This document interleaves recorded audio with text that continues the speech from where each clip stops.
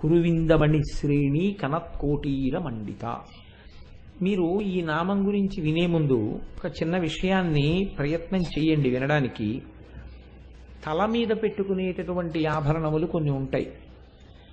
ఎందుకని అంటే అసలు శాస్త్ర ప్రకారం అయితే ఏమిటంటే తలపాగా అని ఒకటి చుట్టుకుని ఉండాలి. అందున పండితుడైనటువంటి వాడు తప్పకుండా తలపాగా చుట్టుకుని ఉంటారు. అది ఒక లక్షణం. అందుకే నా కుండలి, నా మకుటి, నా స్రగ్వి, నాల్పభోగవాన్ అంటారు రామాయణం బాలకాండలో వాల్మీకి మహర్షి. అందుకే అసలు పండిత సత్కారము అంటే ఏంటంటే ఒక తలపాగా ఒకటి చుడతారు. అది తలపాగా చుట్టడం ఒక మర్యాద. అలాగే కంచుకములు తలకట్లును కాంచన భూషాంబరములు మెరయగ గోపకు లేతించిరి మంచి పదార్థములు కొనుచు మాధవు చూడన్. పెద్దవాళ్ళ దగ్గరికి వెళ్ళినప్పుడు తలపాగా చుట్టుకుని వెళ్తారు.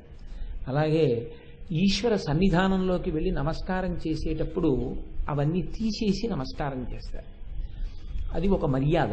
అలాగే సర్వేంద్రియాణం నయనం ప్రధానం సర్వస్య గాత్రస్య శిర ప్రధానం. ఇంద్రియములన్నింటిలో కన్ను చాలా గొప్పది, అవయవములన్నిటిలో తల చాలా గొప్పది. కాబట్టి తలని రక్షించుకోవలసి ఉంటుంది. ఈశ్వరుడు అందుకే తలకి పెట్టినంత రక్షణ కవచాన్ని బహుశः దీనికి పెట్టలేదు. ఒక్క మెదడిస్తేనే ప్రపంచాన్ని తినేస్తున్నాడు. 2 కళ్ళు ఇద్దాం, 2 ముక్కు కన్నాలు ఇద్దాం, కానీ మెదడొక్కటి ఇద్దామని ఒక మెదడే ఇచ్చాడు.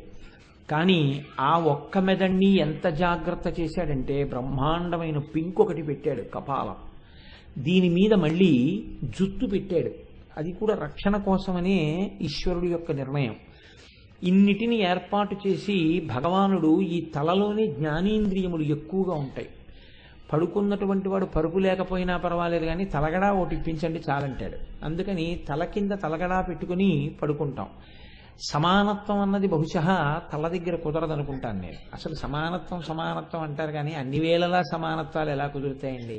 రైలు ఎడుతుంటే బస్సుకి సమానత్వం అండి, గేట్ వేయిద్దంటే రైలు వెళ్ళేటప్పుడు గేట్ వేసి తీరుతారు. సమానత్వం ఎలా కుదురుతుంది?